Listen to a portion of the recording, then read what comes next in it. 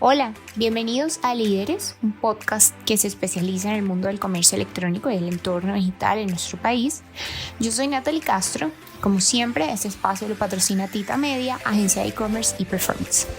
Hoy estaré conversando con Gustavo Vega Villamil, el presidente de ACH Colombia, entidad pionera en las transacciones electrónicas en el país e implementadores del famoso botón de pago PSE. Gustavo es ingeniero industrial de la Universidad Javeriana con una maestría en Administración de Empresas de la INALDE Business School y una trayectoria de más de 23 años acompañando los procesos de transformación y desarrollo del ecosistema financiero en nuestro país. Actualmente, Gustavo también es el presidente del Consejo Directivo de la Cámara Colombiana de Comercio Electrónico. Gustavo, bienvenido a Líderes. Muchas gracias por estar hoy con nosotros y por compartirnos experiencias y cifras tan interesantes. Hola Natalie, bueno, no sé si buenas tardes, buenas noches, no sé a qué horas nos escuchan, pero un placer estar aquí con ustedes. Por supuesto, claro que sí. Gustavo, para iniciar, cuéntanos un poco, por favor, sobre tu trayectoria en este ecosistema bancario en Colombia, que sabemos que incluye ser el director de operaciones en Servibanca, el presidente del Comité Latinoamericano de Automatización Bancaria y también actualmente ese rol como presidente del Consejo Directivo de la Cámara Colombiana de Comercio Electrónico. Bueno, no es tan fácil hablar de la historia de uno, pero bueno, no, sí, mi hoja de vida, yo digo, es bastante corta, por fortuna, porque he tenido esa fortuna. Sí, yo arranqué en Servibanca cuando no había cajeros automáticos Servibanca en el país, era solamente una caja llena de publicidad y un cajero automático de pruebas desbaratado, entonces ahí arrancamos a montar toda la operación de la red de cajeros automáticos. Después se creó una unidad de negocio a los años en Servibanca para hacer pagos interbancarios, transferencias interbancarias, y mi jefe en ese momento me dio la oportunidad de organizar esa nueva unidad de negocio y para hacer servicio, además de los cajeros, hacer ese servicio de envío de dinero entre entidades. Y finalmente esa unidad de negocio se convirtió en una empresa que es ACH Colombia. Y tuve la fortuna de crear la compañía de ceros a lo que es hoy después de 23 años. Esa ha sido como rápidamente mi hoja de vida laboral. Pues casi toda la experiencia en este mundo de la banca electrónica, del comercio electrónico. En su momento, como ACH Colombia, estuvimos vinculados a SWIFT para hacer este tipo de transferencias internacionales. Entonces, había un grupo de usuarios SWIFT en Colombia, entonces estuve al frente del grupo de usuarios. Después se creó la Cámara Colombiana de Comercio Electrónico, fui de las primeras compañías que se vinculó. Estuvimos desde la creación de la Cámara como asociados, fui miembro del Consejo Directivo y el año pasado volví, tuve un par de años por fuera, volví al Consejo Directivo y en este momento estoy como presidente del Consejo Directivo. Eso es un poco como mi trayectoria muy breve de lo que he hecho. Interesantísimo, Gustavo, toda una vida casi que dedicado a este mundo de la banca y de las transacciones electrónicas. Sí, creo que soy un afortunado de haber podido haber visto y haber vivido toda esta historia, ¿no? Con todos los cambios y los retos que ha implicado en tantos años. Sí, por fortuna he sido un gran afortunado. Sin duda, una gran evolución. Y bueno, Gustavo, cuéntanos, nosotros que estamos familiarizados con el entorno del comercio electrónico, pues conocemos de ACH, cuéntanos un poco para quienes nos escuchan, cuál es la misión de esta entidad, cuáles son esos servicios y cómo nace precisamente ese famoso botón de PSE en Colombia. Muy bien. Muchas personas me preguntan qué significa ACH. Pues obviamente mucha gente no lo sabe, por obvias razones. ACH son las iniciales de un Automatic Clearing House, que dicho en otras palabras, que tampoco puede decir mucho, somos una cámara de compensación de pagos, que tampoco dice mucho. Realmente, ¿qué es ACH? Somos un proveedor de servicios de pagos. Creo que eso explica un poco más qué somos. Somos una entidad vigilada por la Superintendencia Financiera y yo hago mucho énfasis en esto porque como entidad vigilada nos toca cumplir una importante normativa en diferentes frentes. Como no somos vigilados como un banco, pero sí nos toca cumplir mucha normativa, lo cual pues da seguridad y respaldo de lo que estamos haciendo, ¿no? La superintendencia es bastante exigente. ¿Cuál es la misión de esta compañía? Y eso tiene como dos respuestas. La formal técnica, bueno, es facilitar el intercambio electrónico de transacciones y de información entre las entidades financieras y sus clientes. Esa puede ser una definición bastante técnica. Pero al final la romántica, si queremos decirlo, nuestra misión es facilitarle la vida a los colombianos.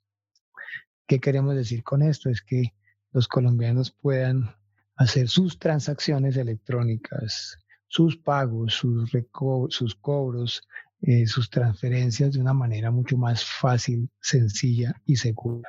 Entonces ahí está un poco qué somos, la vigilancia y la misión formal, digamos, y un poco más filosófica si se quiere. Y eso cómo se representa finalmente en los servicios. Entonces podemos decir que hoy tenemos más, pero hay 4 grandes servicios. Uno, el primero, que es con el que nace la compañía y es el típico de las cámaras de compensación, que son las transferencias entre entidades financieras. Y le voy a explicar cómo funcionan. Y funciona mucho para pagos corporativos, pero también funciona, y en este momento de la pandemia, funciona también para personas naturales.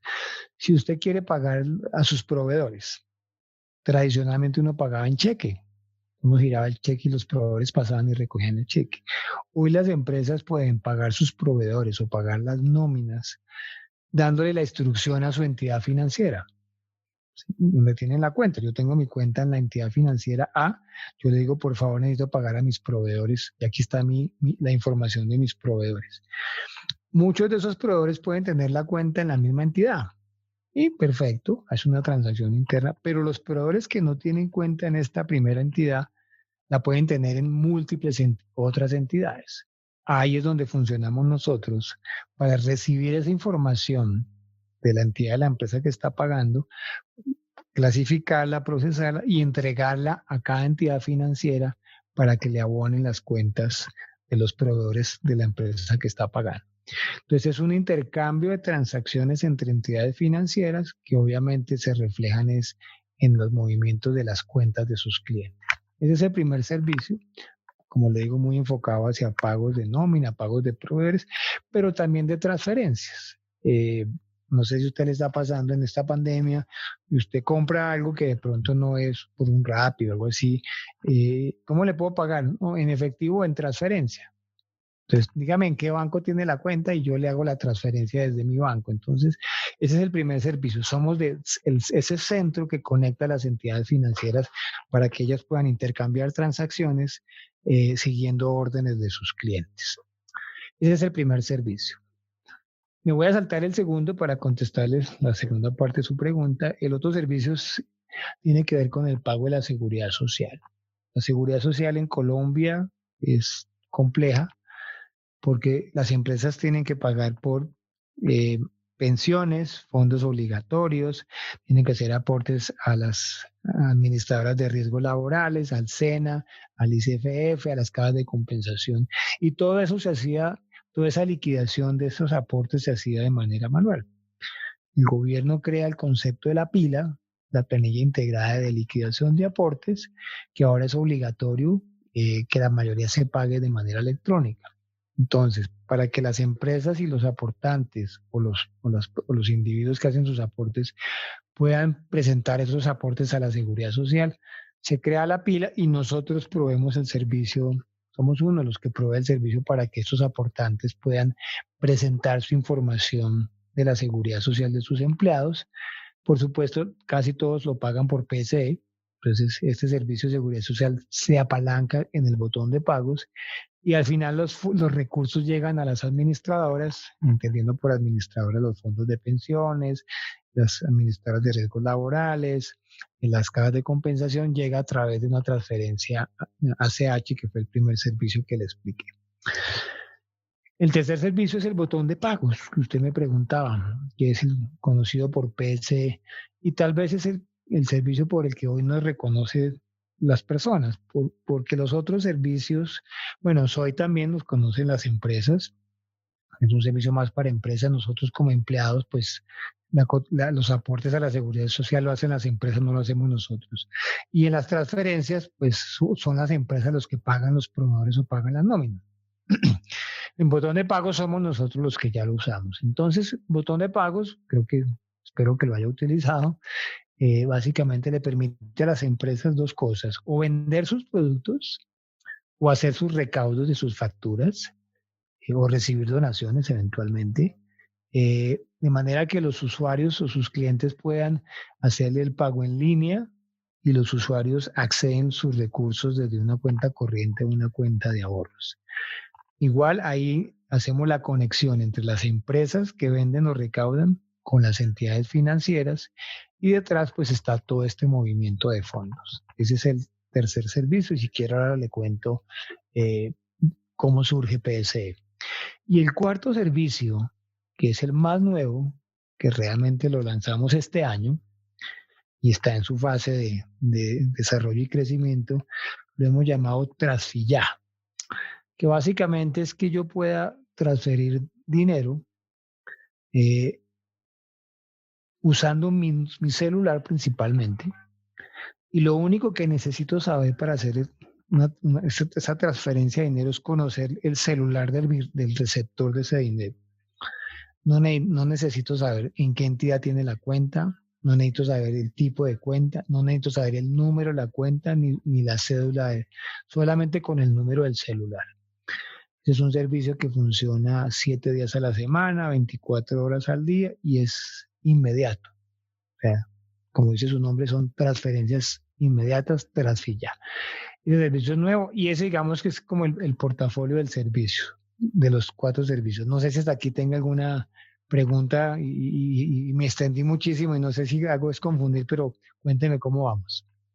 No, Gustavo, excelente, clarísima la explicación, un portafolio amplio de servicios y que sin duda, pues como bien lo mencionas y atado a su misión y a su razón de ser, pues facilita la vida de todos los colombianos, ¿no? Digamos que personas naturales, personas jurídicas, está clarísimo, creo que es la explicación, y nos gustaría que sí precisamente nos contaras un poco de esa historia del PSE que es tan relevante para nosotros en el mundo del comercio electrónico. Cómo nace esa iniciativa? El gobierno nacional en su momento, creo que eso fue el año 2002, si no estoy mal, eh, lanzó una iniciativa gubernamental que se llamó Agenda de Conectividad, que era toda una estrategia del gobierno para mejorar el acceso a Internet, y tenía varios componentes, y un componente era gobierno en línea. Y el gobierno en la época lo que quería era ver cómo facilitaba la relación del Estado con los ciudadanos, en el manejo de la información y en los trámites. El gobierno contrata una consultoría para que le ayudaran a entender ese, y esta consultoría encontró que muchos trámites no requerían pago, pero muchos trámites sí requerían de que el ciudadano pagara. Y si obviamente yo como ciudadano quería el servicio, un servicio del Estado, del gobierno, pues tenía que buscar diferentes mecanismos para pagar. Entonces, y obviamente muchos eran efectivos, por supuesto. Cada entidad de gobierno tenía convenio con diferentes entidades financieras para poder hacer un recaudo masivo, porque si era con pocas entidades, pues solo podía hacer el recaudo en esas entidades. Entidades de orden nacional, pues era mucho más complicado. Entonces, esa asesoría encontró que muchos trámites requerían del pago, pero que era muy difícil porque eran muchas entidades de gobierno y muchas entidades financieras. Y esta consultoría dijo, venga, qué bueno sería que en la mitad existiera alguien que conectara a las entidades del gobierno con el sector financiero para hacer los pagos. En lugar de que sean relaciones uno a uno, que sean muchos a uno y uno a muchos. O sea, alguien como en el centro, intermediando entre las entidades financieras y el gobierno para el tema de los pagos. Cuando el sector financiero se entera de esa iniciativa, les pareció muy interesante y dijeron, vamos a apoyar al gobierno. Y escogieron a ACH Colombia. Tal vez son de las pocas preguntas que no sé exactamente por qué nos escogieron, puedo suponer algunas razones, pero porque éramos muy jóvenes todavía en ese momento, y nos escogieron para que desarrolláramos el proyecto. Entonces nos sentamos a diseñar todo el modelo, y finalmente surge PSE para sector gobierno. De manera que, como funciona, eso no ha cambiado la filosofía. Yo entro a la empresa de gobierno, solicito el trámite, voy a pagar, escojo el banco, voy al banco o a la entidad financiera, debito mi cuenta y hago mi pago. ¿Qué pasa?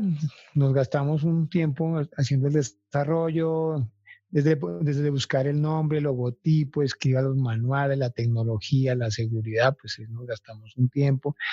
Empiece a vincular entidades, porque al principio pues en ese momento había varios botones, había unos 4 o 5 botones. Entonces, a la empresa que quería, que era el sector privado en esa época, quería recaudar sus servicios o hacer sus ventas, conectaba el botón de cada entidad. En ese momento eran bancos. Entonces uno entraba a la empresa al internet y encontraba 5 botones, banco uno, banco 2. Entonces para la empresa eran 5 desarrollos, 5 cuentas, era muy complicado. Cuando llega el botón nuestro, pues era lo difícil convencer a los bancos que ya tenían el botón de que no usaran el botón, sino usaran el nuestro, y empezar a vender la idea a los que no tenían botón a que se vincularan. Cambia el gobierno, como pasa cada 4 años, y el gobierno que entró, pues obviamente dijo, pues mientras se ubicaba en la estrategia, y esa estrategia de agenda conectiva y gobierno en línea, pues no era muy prioritaria para ese gobierno que llega, y ya estaba el desarrollo hecho.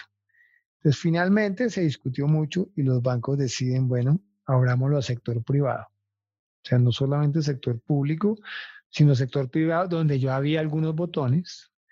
Por fortuna se llegó a un acuerdo, y los bancos fueron poco a poco desmontando sus botones, y fuimos vinculando más entidades, y ahí ya seguimos creciendo. Obviamente ya nos abrimos a sector privado, entonces seguimos con entidades de gobierno, sector privado, ya no como una estrategia de gobierno, que el gobierno pues digamos no siguió promoviendo esos temas de manera fuerte como lo tenía el gobierno anterior de la época, y así creció, así nació, y bueno, creo que hoy ha sido algo importante haberlo podido desarrollar y seguir vinculando tanto empresas como entidades financieras.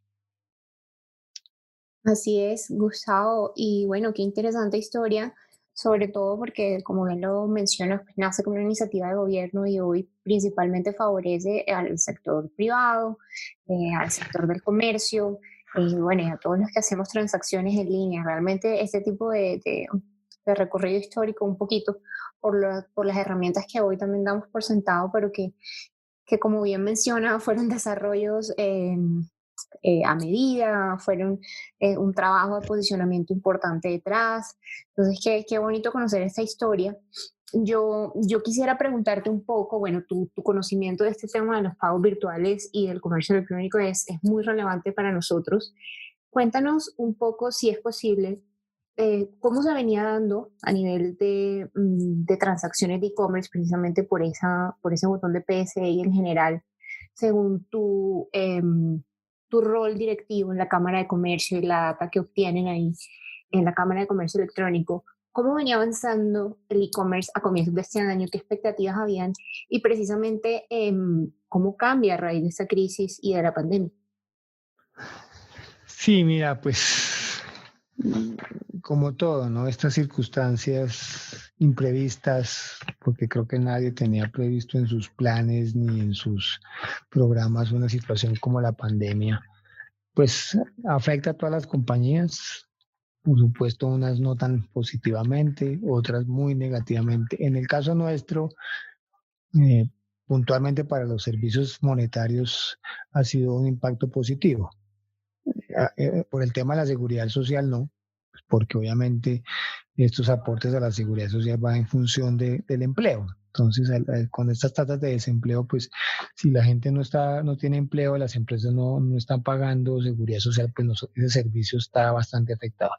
Pero por el lado del botón de pagos, que tal vez es su pregunta, y las transferencias, pues vemos unas cifras bastante positivas de crecimiento. Le voy a dar unas cifras generales. Eh, si comparo las transacciones de enero que enero es un mes promedio, digamos, y comparo con las de junio, el último mes que acaba de terminar, el crecimiento en transacciones en PC es del 90%. O sea, Wow. un poquito más y duplicamos las transacciones. Las de enero Mm. las duplicamos casi en junio. Un crecimiento muy, muy importante en transacciones. Eh, en transferencias, digamos, el crecimiento ha sido menor, pero también si comparo enero con julio, que no son comparables porque es que todos los meses tienen sus particularidades, pero también el crecimiento ha sido bien importante. O sea, si comparo enero con junio que acaba de terminar, las transferencias han crecido un 17%. Entonces, creo que para nosotros esos dos servicios de transferencias han sido importantes y el botón de pagos, por supuesto. Ha ayudado mucho, pues, por supuesto, porque muchas empresas y las personas les ha tocado migrar del mundo presencial al mundo virtual. Entonces vemos más empresas tratando de usar el botón de pagos y personas por la restricción de no salir o por cuidarse en sus casas que salían a hacer pagos en efectivo, por ejemplo, pues han tenido que ver cómo se migran a pagar de manera electrónica. Entonces, esas son como algunas cifras que le puedo compartir. Claro, Gustavo, y precisamente quisiera hacerte una pregunta en relación a eso que nos compartes. Yo tengo entendido que mientras que en enero precisamente hablábamos casi de 11 millones de transacciones virtuales, ahorita la cifra que nos mencionabas casi la duplica, llegando a los 20 millones. ¿Cómo se han preparado ustedes o cómo respondieron precisamente a ese incremento de transacciones que se dio durante sobre todo el inicio de la temporada de confinamiento y pues de este increíble despegue del comercio electrónico? Pues nosotros, pues como yo creo que es imposible que alguien diga que estaba preparado para unas circunstancias como esta. Sí. Nosotros lo que pasa es que sí tenemos, por principio, la capacidad siempre la mantenemos amplia, holgada por estar preparados. Nosotros tenemos eventos como el Ciberlunes, el Black Friday, que son días que sube la transaccionalidad, pero no son todos los días. Entonces, tratamos de mantener una capacidad por encima de las mejores proyecciones o proyecciones optimistas. Sería mentira no decir que los primeros días tuvimos un poquito de problemas, sobre todo principios de abril tuvimos un poquito de colapso en el ecosistema, porque es que finalmente Ujú. esto es un ecosistema. Dependemos mucho tanto de las empresas como de las entidades financieras. Entonces, el 2-3 de abril tuvimos un poquito de congestión, tuvimos algunas dificultades. Al final no tuvimos de algunas demoras, lentitudes, pero se logró subsanar, pero obviamente nos tocó hacer unos ajustes a la plataforma importantes, importantes porque ese día nos generó una alerta. O sea, tuvimos algunas dificultades. Fue un buen día, pero fue un día donde salieron a relucir algunas cosas que estaban previstas, pero una cosa es preverlas y cuando ya uno mira todo el ecosistema, pues si algún jugador del ecosistema no está preparado, y ese ya nos pasó, algunos jugadores del ecosistema empezaron a tener un flujo muy importante, entonces la plataforma se resintió, pero eso nos permitió pasar ese día y por supuesto tomar los correctivos para mejorar los próximos días. Un ejemplo de esto y parte también como de las anécdotas, el 3 de julio, ese día fue el segundo día sin IVA. Sí. Ese día fue un viernes, pero había 3 eventos adicionales que no, pasaron un poco desapercibidos tal vez. Mm. Era el día que se cerraba el descuento de pagos de vehículos en Bogotá con descuento. Era el día que se cerraban las renovaciones de las matrículas mercantiles en la Cámara de Comercio y empezaba el Ciberlunes, que era ese fin de semana. Ese día fue el Sí. día más alto en transacciones en la historia de PSE. Fue el día que más transacciones tuvimos ese día. Y en general, pues no digo que fue al 100% perfecto, hubo algunos inconvenientes con algunos de los participantes que afectan obviamente el ecosistema, pero fue un muy buen día y en transacciones y siempre lo manejamos en exitosas. Entonces, un poco sí, los primeros días nos costó un poquito trabajo mientras que hicimos unos ajustes, pero obviamente hicimos los ajustes del ecosistema. Es un tema permanente. Nos toca estar todo el tiempo permanente monitoreando las entidades que respondan, las empresas que también nos confirmen. Entonces, esa fue un poco la historia de cómo fueron los primeros días de esta pandemia.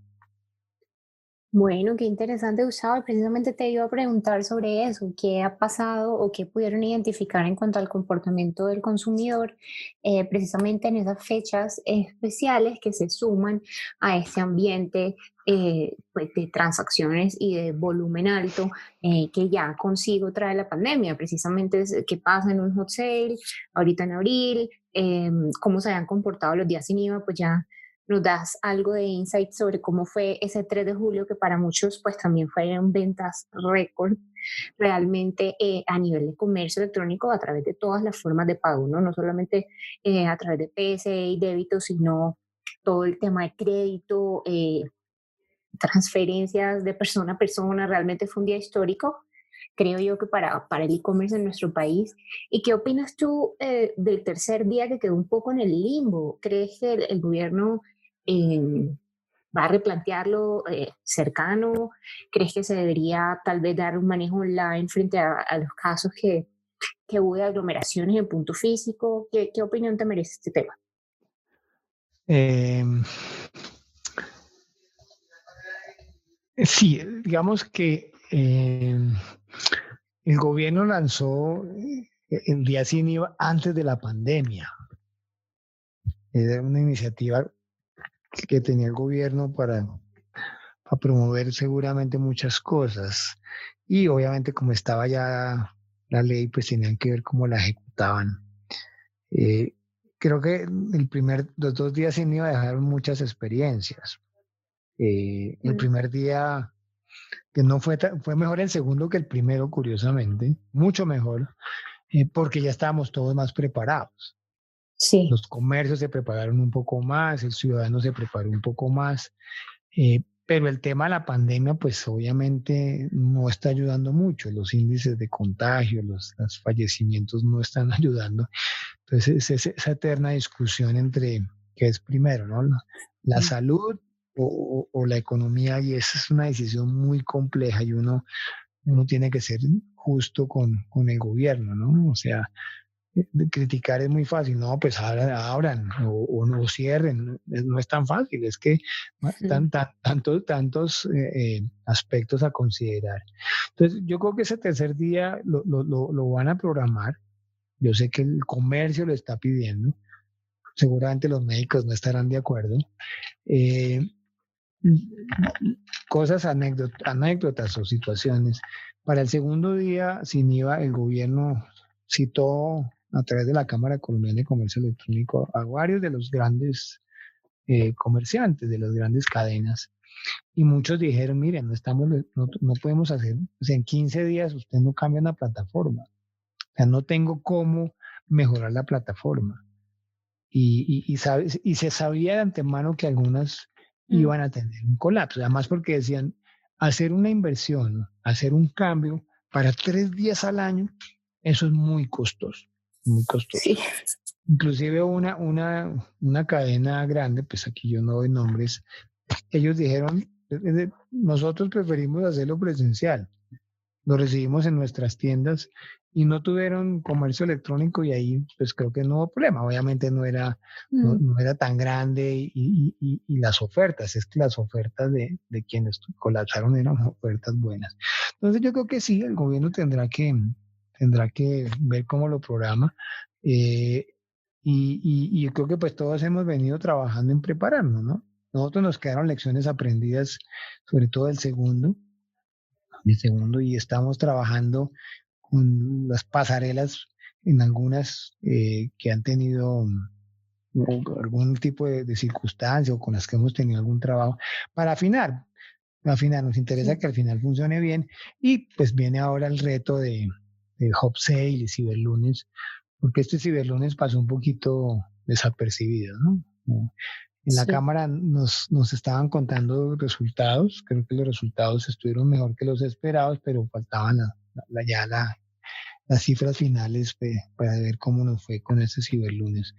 Pero pues obviamente pasó un poquito desapercibido porque todo el mundo se enfocó en el día sin IVA, las ofertas eran para el día sin IVA, la gente estaba más pendiente de eso, entonces perdió un poquito de oferta el Ciberlunes. Pero esperamos que los eventos que vienen, los Hot Sales, Ciberlunes, pues obviamente se pueda nuevamente tener una buena oferta que ayude no solamente al comercio, sino también al que quiere comprar, ¿no? Y obviamente pues los pagos electrónicos juegan un papel importante ahí. Así es, digamos que das un recuento muy completo de lo que sucedió con este tercer día. Precisamente muchos se quedaron con los crespos hechos, como dicen comúnmente. Hubo incluso algunas compañías que alcanzaron a lanzar su comunicación y preventa de ese día tan anticipado. Lo que muchos terminaron haciendo fue mantener las ofertas. Ya había una configuración a nivel de plataforma, ya había unos inventarios seleccionados, pero también considero que aunque algunos pudieron sortear la situación y manejar su tema de descuentos especiales para ese día, incluso mayores al 19% rebajado, pues da mayor tiempo de preparación, ¿no? Y esa es una buena forma de verlo. Si el segundo día fue mucho más exitoso que el primero, vamos a ver cuando se termine el tercero qué tan listos vamos a estar, ¿no? Y es que también había cosas que la norma no ayudaban. Yo veía mucho a estas grandes cadenas. El tema de que usted tenga que facturar y enviar la factura con la fecha del día.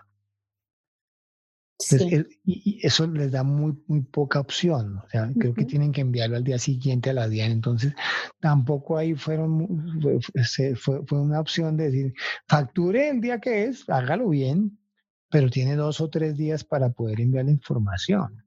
Entonces, no, entonces muchos creo que les tocaba cerrar temprano para poder hacer el proceso interno de generar la facturación y mandársela a la DIAN. Eso Sí. también. Y el tema de la logística. Es que cuando uno cuando mira el comercio electrónico tiene que mirar toda la cadena. Y no sé si a Sin usted le ha duda. pasado. Usted ha pedido cosas que se están demorando en llegar, ¿no? Sin día sin IVA. Ayer entré a un comercio, pues el fin de semana que uno tiene más tiempo y decía, por el tema de la pandemia, nuestros tiempos de respuesta se demoran.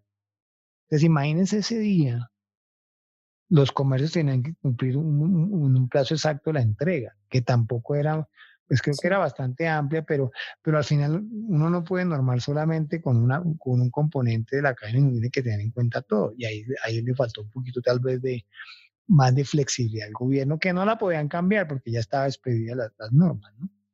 Por supuesto. A mí me encanta eso que menciona Gustavo, porque efectivamente ese fue el otro factor fundamental de lo que yo creo que ocasionó el día sin IVA. Muchas personas incluso tenían sus ilusiones puestas en estas rebajas, ahorraron para hacer compras importantes y no solo una experiencia traumática para muchos jugadores, efectivamente desde el frente de plataforma, sino después a nivel logístico. Ya había algunos comercios que estaban colapsados, ya venían de un rezago importante a nivel de casos de soporte, de servicio al cliente, de retraso en las entregas. Y esto lo que hizo fue que también para algunos aceleró esos procesos y pues abrió muchos más casos que incluso a la fecha yo me hago en la labor de seguir algunos casos en Twitter, por ejemplo, que son ya cadenas que dan mucha risa, hilos completos de personas literalmente contando toda la experiencia tan traumática que hoy, después de un mes, siguen casi que luchando por obtener sus productos. Entonces, realmente eso creo que fue uno de los factores de preparación que falló. Es difícil, sin duda hay un colapso importante o hay un rezago importante por parte de las transportadoras. Como alguien mencionaba hace poco, eran las que hay, son las que hay y uno depende de ellas. Ya también se apoya en otro tipo de mensajeros de última milla, pero básicamente todos estamos sujetos a la misma operación de unos cuantos proveedores y a nivel logístico pues simplemente no daban abasto tampoco internamente. Entonces, Eso fue muy curioso.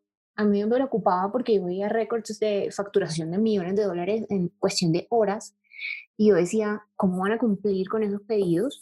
Me dio la sorpresa, ordené algunas cosas de grandes jugadores, alguna especie de marketplace y al día siguiente, temprano, que fue un sábado, me llegó el pedido que había hecho el día anterior, viernes, día sin IVA. Y fue una grata experiencia y me dejó sorprendida, pero sé que muchos no quedaron con esa satisfacción. De acuerdo, así es, así es. Sí, ahí depende mucho las plataformas y sí, sí, no, pero usted tiene razón, eso fue una realidad ese día. Así es, Gustavo. Y bueno, hay una cifra también interesante que yo estuve revisando y es que a raíz de este confinamiento, los colombianos cancelaron más de medio millón de tarjetas de crédito. ¿Cómo ha impactado esto directamente al ecosistema del débito y a los pagos por PSE? Pues mire, nosotros, pues, creo que siendo respetuosos, no somos, no manejamos las cifras de tarjeta de crédito ni tarjeta de débito. Ujú. Hacemos un comparativo todos los meses con información que nos da la Superintendencia Financiera, que es información pública. Y las cifras del último mes que tienen publicados son las de abril. Y vemos una caída fuerte, fuerte en el número de transacciones con tarjetas de crédito. Y un poquito menos, pero también una caída con las transacciones de tarjeta de débito. Mm. Según las cifras de la superintendencia, en el mes de abril hubo más transacciones por PC que con tarjetas de crédito. ¿Ves? Comparado con cada franquicia, eh, o sea, comparado PC con cada franquicia, hicimos más transacciones nosotros que las franquicias, cosa que en el pasado no era así. Obviamente, si sumamos todas las tarjetas, pues PS es un porcentaje y las tarjetas es un poco más si sumamos todas las tarjetas, pero por primera vez Mm. hubo más transacciones con PS que con las franquicias de manera individual. Pero ¿cuál es el fenómeno? Es la realidad. Uno, cuando usted mira las tasas de desempleo, pues si usted no tiene ingreso, no tiene sueldo, pues usted busca la forma de no endeudarse. Y una forma de endeudarse fácil son las tarjetas de crédito, ¿correcto? Mm. Sí. Lo segundo, muchas de las compras de tarjeta de crédito son presenciales. Y usted, pues, en muchos sitios se las recibe, pero muchos sitios están cerrados. Pues obviamente han abierto y muchos están vendiendo, pero si usted no la puede usar en el mundo presencial, porque ahora están más cosas abiertas, pero si usted no puede ir a comprar nada, no sé, usted no necesita hoy, porque tampoco usted le han cambiado y creo que nos ha pasado a todos sus necesidades. Y usted se pone a pensar hoy sus compras del último mes. Usted ha comprado cosas para la casa, seguramente que, no sé, el televisor, el Sí. escritorio, la silla, el cojín, la comida, pero cosas que usted, no, de pronto las mujeres no sé qué tanto, pero usted ropa no está pensando en comprar. Bueno, de pronto un regalo, pero algo que necesite, una pijama, o qué sé yo, unas pantuflas, pero todos mis vestidos de paño, pues que sé que no se usan ya, están colgados sin usar de hace 4 meses. Yo no estoy pensando ahorita en comprar ropa. Entonces, yo creo que la gente también es consciente, ¿no? Tengo que pagar una cuota de manejo. Es una posibilidad de endeudamiento. Yo prefiero, no la estoy utilizando, no la puedo utilizar. Yo prefiero ser mucho más prudente y cancelar la tarjeta. Y eso se ve en las transacciones. Como la gente no pudo salir los primeros meses, era mucho más estricto, pues la gente dijo, no gasto en tarjeta de crédito, no puedo salir. Y muchas compras que no, que son, digamos, no sé si suntuosas, tal vez no sea la palabra, que hoy usted no las puede hacer, pues usted dijo que no está pasando. Todos estamos usando un poco menos las tarjetas de crédito. Pues no sé si todos, pero vamos como a cosas muy puntuales. Así Entonces es. yo creo que es como una realidad, ¿no? El desempleo por un lado, la imposibilidad o la dificultad de poder salir, muchos almacenes cerrados, muchos almacenes que usted no, entonces usted lo básico, pues posiblemente lo puede pagar con PSE o efectivamente en efectivo, ¿no? Ahora, esos análisis Efectivamente. los tienen mejor mis colegas de las otras redes y de las franquicias, pero esa es un poco mi percepción de lo que yo puedo ver. No, así es, efectivamente, Gustavo, y pues un interesante análisis precisamente de la capacidad, y más que la capacidad, la disposición, creería yo, que al endeudamiento y al tema del crédito en estos momentos. También se ha visto cómo también las entidades financieras están ofreciendo precisamente ganchos comerciales con crédito de financiación, de una tasa de interés mucho menor, pero en este, como bien lo mencionas, pues hay mucha cautela por parte del público, eso es lo que al menos en, en algunos ámbitos hemos identificado, pero también se está incrementando el gasto en otra medida, ¿no? Lo que mencionabas de las categorías como han migrado, uno le da prioridad al tema del hogar, al tema de la familia, a coexistir pues en casa y sin duda pues esto también voltea un poco la torta en cuanto a categorías de consumo. No, es que yo, anécdotas, hace unos días me senté con un grupo de la compañía a preguntarles cómo estaban por sus casas y me decía una de ellas, estoy feliz porque estoy ahorrando dinero. Entonces le contestaron los compañeros que la conocen bien, claro, es que usted ya no está comprando más zapatos. La molestaron mucho porque no ha vuelto a comprar zapatos. Es verdad, usted Así no es. está consumiendo en ropa, en transporte, gasolina, no está gastando en hoteles, en viajes.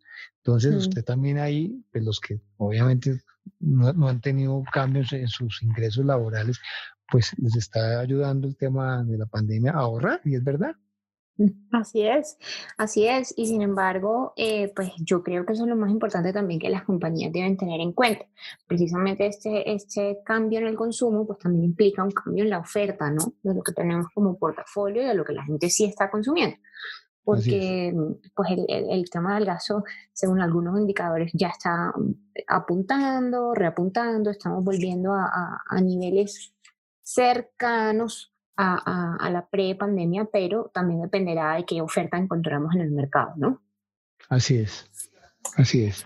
Gustavo, ¿qué proyección, precisamente hablando del consumo, tenían ustedes inicialmente para este año 2020 en cuanto a términos de transacciones virtuales y qué tanto en el número nos desvió? Pues hay que esperar cómo termina el año. Yo esas cifras son muy buenas, pero yo no creo que esto sea, se tendrá que estabilizar el crecimiento, ¿no? Eh, pero si yo le calculo enero, tomemos como referencia enero, eh, y que fue un mes más o menos bueno, 10 11 millones de transacciones. Si usted multiplicara por 12, obviamente diciembre es un mes mejor y algunos meses mejor, pues uno puede estar pensando no sé, unos 150 millones de transacciones. Eh, y, y, y ahorita a corte de junio ya vamos casi en un 70-60%. Entonces hay que esperar. Yo no creo que estos crecimientos porcentuales se sigan dando. Eh, Vemos que sigue julio va bien, pero pues es que yo creo que esto no es infinito, ¿no? La gente pues eh, compra lo que tiene que comprar y no es que va a comprar más. Pero entonces no, sí, obviamente, si estamos hoy comparando casi que el doble de enero con junio, pues seguramente el resto del año no va a ser igual, pero sí, vamos a estar por encima del crecimiento, no sé si un 40%, 50%, que es mucho más de lo que estábamos esperando, ¿no? Totalmente. Y bueno, ustedes digamos que están dando pasos también desde ACH para acelerar ese proceso de, entre comillas, bancarización y es precisamente con productos como Transfilla que nos mencionaste previamente en la entrevista. Cuéntanos un poco, Gustavo, de cómo precisamente funciona este nuevo producto. Gracias, mira, no, pues este es el resultado de un trabajo de mucho tiempo, porque además hicimos algo que nunca habíamos hecho. Y ahora le puedo contar un poquito cómo lo hicimos y por qué lo hicimos. Pero ¿en qué consiste Transfilla? Eh, yo tengo aquí mi celular, voy a abrir la Sí. aplicación de mi entidad financiera y le voy a mandar a usted 50.000 pesos. porque usted me prestó, supongamos que no estamos en pandemia, me prestó ayer para el almuerzo y yo no tenía vueltas, en fin, entonces usted me prestó 50.000. Entro a la aplicación de mi entidad financiera, aquí en el app, busco transferencias, busco Transfilla y digo, quiero hacer un Transfilla. Y ahí me pregunta, ¿a qué celular?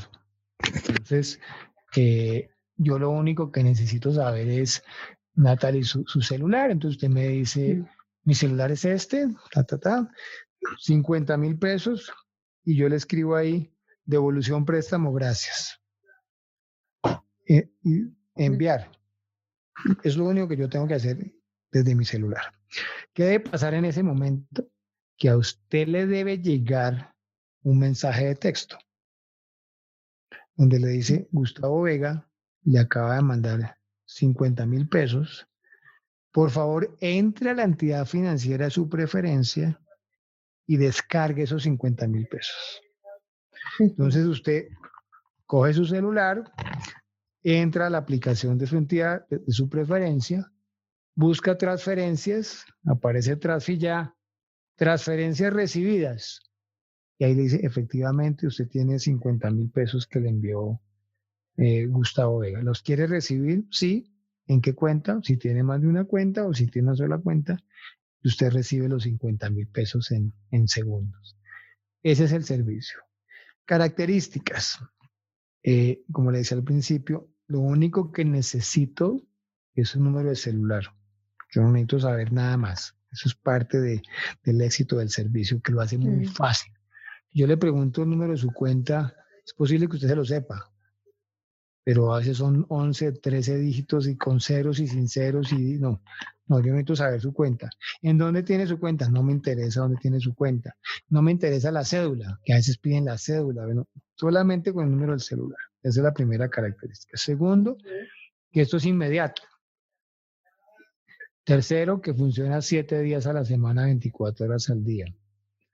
Y obviamente pues todo el tema de la seguridad. ¿Qué pasa si usted no tiene cuenta? Pensando un poco en lo que usted me preguntaba hace unos minutos de la bancarización. ¿Qué hace el sistema? El sistema le manda el mensaje porque obviamente le llega a su celular, pero el sistema le da 24 horas para que usted abra una cuenta. Y hoy usted puede abrir una cuenta desde el celular. No tendría que ir a ninguna oficina de una entidad financiera. Desde el celular abre un depósito electrónico, una billetera, y ya con la cuenta abierta, antes de las 24 horas, usted puede descargar la transacción. Ese es el servicio en términos generales. Tiene otras características. Está pensada para transacciones de bajo monto. O sea, usted no puede transferir 5 millones. Máximo hoy son 250.000 pesos. Usted no puede hacer 10 transacciones. No, máximo son 5 al día. Todo eso es configurable, pero inicialmente esas son las características. ¿Y por qué? Me puede preguntar, ¿por qué? Porque lo que queremos es que los colombianos tengan opciones para que no hagan transacciones en efectivo. Son transacciones de bajo monto, lo que manejamos en el día a día. Ese es el objetivo que persigue Transfilla. No sé si quedó más o menos clara la explicación de No, cómo. claro que sí, facilísimo, muy práctico ese servicio, Gustavo. Digamos que precisamente facilita, acorta ese proceso de transacciones entre personas y bueno, también supongo que favorecerá en cierta medida a las personas que están haciendo campañas, por ejemplo, de social selling, lo que nosotros llamamos de venta por redes sociales, todo ese tipo de cosas donde se necesita pues un link de pago y esto sin duda pues favorecerá a todo ese mundo del emprendimiento y del comercio por redes. Claro, entonces esto fue pensado de persona a persona. Entonces, que el papá le manda al hijo, no sé, para el almuerzo, la hija le manda a la mamá para que pague alguna cosa. Pero cuando usted empieza a mirar, hay una gran cantidad de personas que hoy hacen negocio sin tener un establecimiento de comercio. Te le voy a dar un ejemplo. Obviamente en la pandemia pues está un poco más restringido, pero las manicuristas a domicilio, el señor que pasea al perro, La panadería. el plomero, don Pedro, el señor de la tienda, la panadería de la esquina, el carpintero que de pronto venga y le hace algún arreglo. Entonces, hay muchas personas que están haciendo negocios y le voy a dar un ejemplo personal. Alguien me recomendó unas pastillas de cloro orgánico para poder mezclarlo con agua y poder uno limpiar las manos y la ropa para no usar el alcohol, que me parece un poco como harto. El Sí. señor, las pastillas no valen nada. Pues perfectamente le pague por trasilla. No sé, el entrenador personal. Hay muchas personas que están ofreciendo y que pueden recibir la transferencia, su pago por trasilla y no tienen que recibir efectivo. Claro. Entonces creo que se abre un panorama interesante y sabemos que Transfilla tiene un potencial enorme. Empezamos de persona a persona, ya vemos que hay aplicaciones para personas que tienen pequeños comercios o alguna actividad de comercio, pero vemos que hay un gran potencial. Sin duda. Y eso, Gustavo, es una tendencia que se está viendo precisamente en el mundo de los pagos virtuales. Me gustaría que nos contaras también frente a otro tipo de tendencias de pagos móviles y transferencias en tiempo real que podríamos esperar. Por ejemplo, hace poco vimos el lanzamiento ya de WhatsApp Pay en Brasil de la mano del gigante que es Facebook. ¿Cómo nos preparamos a nivel Colombia en caso de que este jugador pues entre a nuestro ecosistema también con una iniciativa como esta? Sí, sé que lo de Brasil les tocó devolverse, ¿no? Fue la noticia del lanzamiento fue muy grande, pero la de la Sí. evolución creo que pasó más pequeñita. No, digamos que nosotros dentro de las funcionalidades que están en pruebas, estamos ajustados, es que yo pueda solicitar la transferencia a través de WhatsApp. Que ahí no estoy pidiendo solamente solicitud de transferencia. Esa está como en piloto, estamos mirándola. Eh, Ujú. Estamos mirando ya, buscando un contacto con WhatsApp, ya corporación, para ver si podemos eso que se montó en Brasil montarlo acá. Pero finalmente, pues sí, es una opción. Por eso necesitamos rápidamente que Trafilla se posesione. Pero sí, estamos mirando opciones porque sabemos que a través de redes sociales hay opciones. Pero si usted me deja, deme unos días y si tenemos avance, yo le cuento. Hoy hay varias ideas, pero por ahora nos Chévere. gusta contar más bien realidades, pero sí estamos mirando ese tema a ver cómo avanzamos. Excelente. No, pues digamos que a favor de todo lo que beneficie la confianza en lo intangible. Es lo que me gusta pensar y sin duda cosas como estas favorecen. Hay otro factor que estamos identificando y es obviamente la penetración de otro tipo de jugadores ya a nivel de comercio en forma en nuestro país. Vemos que uno de ellos, por ejemplo, es Amazon desde el año pasado. Hizo como una sutil entrada al mercado, incluso observamos que en estos momentos, bajo todas las restricciones que hay de carga, bajo los costos de flete en dólares eh, e incluso pues algunos temas de demora en ciudades intermedias y todo esto, vemos que Amazon sigue como un jugador que está dando la talla en estos momentos incluso de pandemia y de ordenar productos en línea. Cuéntanos, Gustavo, si en caso de que este jugador entre a nuestro país ya formalmente por un marketplace nativo colombiano, PSE sería precisamente un aliado para las transferencias y los pagos a través de un posible Amazon Colombia. Sí, antes de que entrara Amazon a Colombia, sí, ese es un sueño. A quienes nos gusta comprar en Amazon podamos pagar con PSE. Ya estando en Colombia puede ser un poco más Sí. fácil, ¿no? Pero sí, claro, eso es una realidad que se atender aquí del mundo, ¿no? A temas mucho más globales, no tan nacionales. Sí, claro, y esperamos que no hemos hecho la vuelta, seguramente tocará avanzar, pero sí, claro, los que usamos Amazon y para ciertas compras PS podría funcionar perfecto. Y si ya Así ahora que es. están despachando a Colombia, pues obviamente se siente uno más cómodo, porque es que antes le tocaba a uno que el P.O. Box y la cosa, el amigo, el familiar, eso era más complicado. Entonces, sí, inclusive hice una compra esta semana, esperando que me llegue la otra semana. Entonces, sí, estoy de acuerdo con usted que PS puede ser una buena opción. Sí, sobre todo porque en Bogotá, por lo menos lo que yo he experimentado es que es relativamente rápido. Incluso le gana a algunos comercios locales, lo cual es increíble en tiempos de despacho.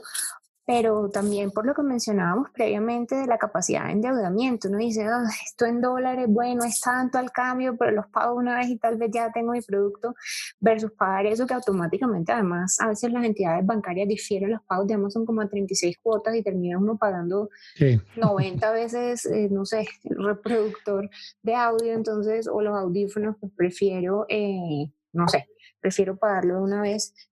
Entonces, sí, sería muy interesante que esa alianza y ese lanzamiento se diera. bien, de acuerdo con usted. Yo le voy contando, le voy contando. Excelente, excelente. Estaremos muy pendientes. Gustavo, ¿tú consideras realmente que este boom del comercio electrónico que estamos identificando hoy, que estamos viviendo, tan palpable para ustedes en cuanto al volumen de transacciones que han experimentado, este despertar en diferentes generaciones, diferentes estratos socioeconómicos, diferentes personas con hábitos, digamos que ajenos al online, que ahora están migrando a este medio que, bueno, por un tiempo era la única posibilidad y sigue siendo para algunos comerciantes la única posibilidad real de mover sus inventarios? Este fenómeno del comercio electrónico a este nivel va a seguir creciendo en caso de que, no sé, encontremos la cura y volvamos a los establecimientos físicos. ¿Será que es algo que se olvida? ¿Qué opinión te merece este momento histórico? Y un comentario al final te hago una ampliación de lo que acabas de mencionar. Pues ese es el reto que tenemos. Inclusive ahorita se creó un grupo de trabajo con la Asociación Bancaria, la Superintendencia Financiera, la Unidad de Regulación Financiera, los bancos, para ver qué se hace para que este impulso, que ha sido muy bueno en el tema de la bancarización, en el tema de uso de los pagos electrónicos, se mantenga en el tiempo. Y ese es el reto que hay. Y ya pues ya convocaron a unas primeras sesiones y nosotros internamente también estamos pensando un poco qué hacer, o sea, qué campañas, porque claro, somos como todos, somos de costumbre, ¿no? Eh, y yo sé que tengo casos muy cercanos donde la persona le gustaba, hice su vueltica, se tomaba su tinto, iba al banco y pagaba, y hoy no lo dejan salir, entonces me tocó hacerle curso, y sé de muchos que les ha tocado hacerle curso, sobre todo a sus papás, ¿no? Sí. Mi papá le encantaba ir, pues, papá falleció, pero a muchos les encantaba. Entonces, decía, me ha tocado, y, "Oh, mi papá no quiere, pero entonces yo le pago a mi papá y él después me da la plata". Entonces, creo que sí se ha tocado muchos obligados. Eh, Ojalá logremos que las personas vean los beneficios, ¿no? De hacer este tipo de transacciones de manera electrónica.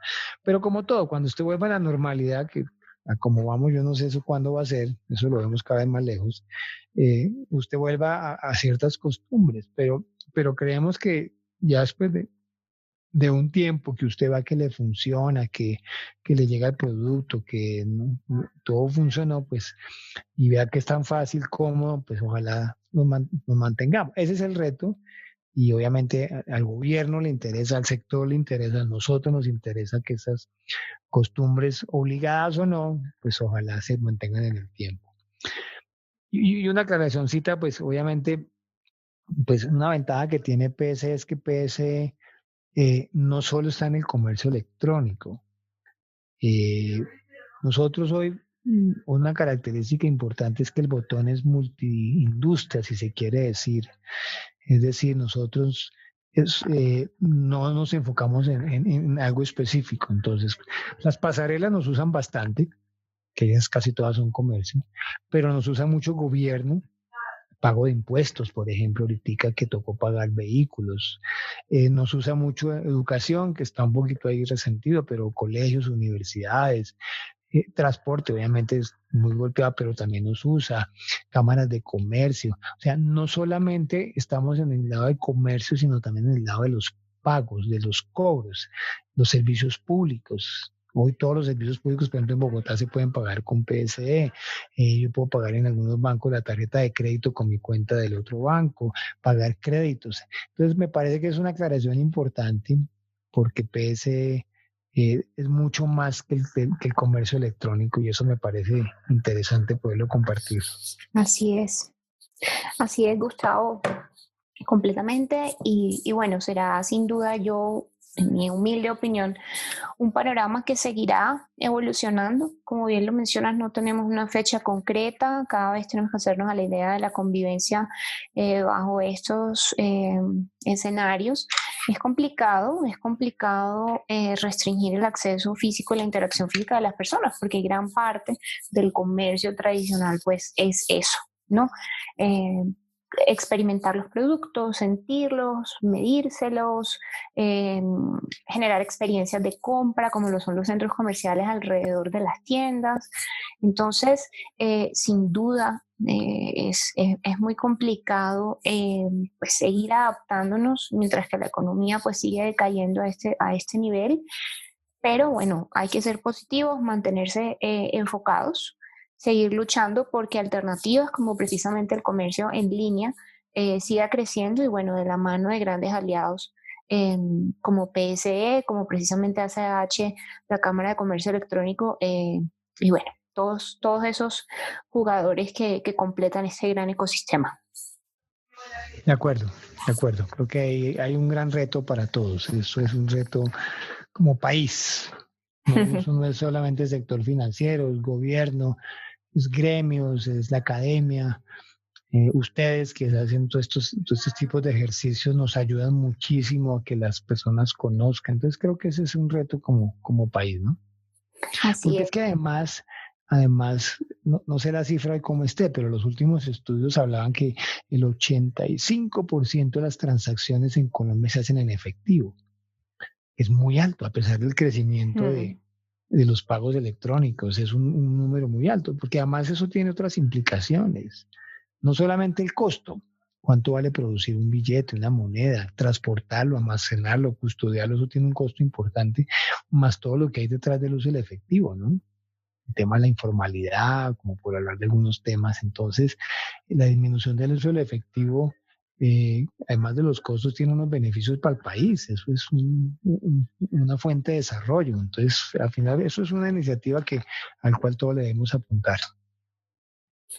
100% de acuerdo. Así es, Gustavo, y bueno, hacia allá, ojalá que todos estemos encaminados. Por último, y agradeciéndote muchísimo este espacio y todo lo que nos has compartido, esta pregunta siempre la hacemos a nuestros invitados en el podcast y es precisamente cómo es tu consumo a nivel personal y si has vivido alguna experiencia de cambio en él. Ya nos compartiste un poquito algunas anécdotas, pero básicamente cómo era tu consumo en línea antes de que esto despegara y bueno, cómo ha sido ahora en esta época de confinamiento. Muchas gracias. Sí, algo les comenté. No, yo pues obviamente, por obvias razones, usuario importante de PSE, ¿no? O sea, yo pago mucho por PSE. Me sorprendí, por ejemplo, que el gas natural no se podía pagar por PSE. Hasta hace unos meses, ya hace poquito, se puede pagar por PSE, entonces me puse muy feliz porque sí, era muy complicado pagar el gas natural. Sé que algunos bancos tienen convenio, pero ahora se puede pagar por PSE. Entonces, no, pero en general muchos pagos los hago por PSE, lo que son servicios públicos. ¿Qué ha cambiado? No era usuario de Rappi, entonces ahora soy más usuario de Rappi.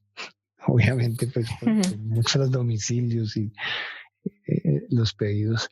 Pero digamos ya en cosas personales es muy poco, porque, bueno, el fin de semana tenía que comprar algo aquí para la casa, fui y pagué con tarjeta de crédito, porque era en el mundo presencial. Sí, fui a un estos de artículos para la casa. Entonces, sigo siendo transacciones electrónicas, cero cheques, por supuesto. Eso hoy suena un poco extraño, pero me llamaron de mi banco que me iban a cambiar la chequera. Y dije, ¿la chequera? Hace años no giro un cheque. Y pues en efectivo muy poco, muy poco. Inclusive anécdotas personales, ya que me pregunta. Flores. Yo le regalo flores a mi señora de vez en cuando, me gusta. Y la señora me recibe transferencia. 2 docenas de flores y le pago por transferencia, cosa que antes seguramente pagaba en efectivo. no sé, cosas que pidan a domicilio, muchos ya le están ofreciendo una transferencia, lo cual es buenísimo. No solo para el negocio, sino para uno no tener que usar efectivo.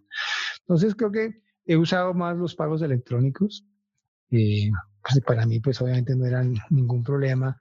Y al contrario, uno empieza a buscar primero si tiene PSE, lo primero que yo miro, y si no, pues tratar de pagar con tarjeta de crédito, que esa es la segunda opción, ¿no?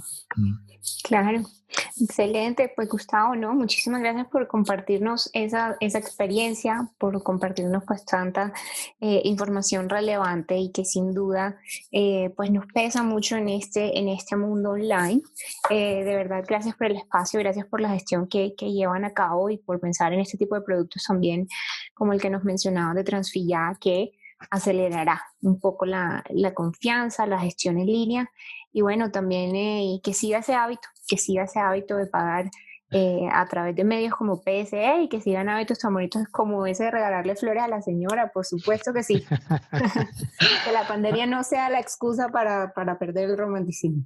No, de acuerdo. Natalie, muchas gracias. De verdad, un espacio muy agradable. Pero también haberle podido cumplir las expectativas y bueno, estaremos muy atentos para lo que necesiten. De verdad, muchas gracias por sus preguntas. Muy agradable la conversación para mí. Claro que sí, Gustavo. Igualmente y quedamos en contacto. Muchísimas gracias. Claro que sí, Natalie. Gracias por sintonizar un nuevo episodio de Podcast Líderes. Los invitamos a conectarse en una próxima edición donde seguiremos explorando más temas de marketing digital, comercio electrónico y tecnología en nuestro país.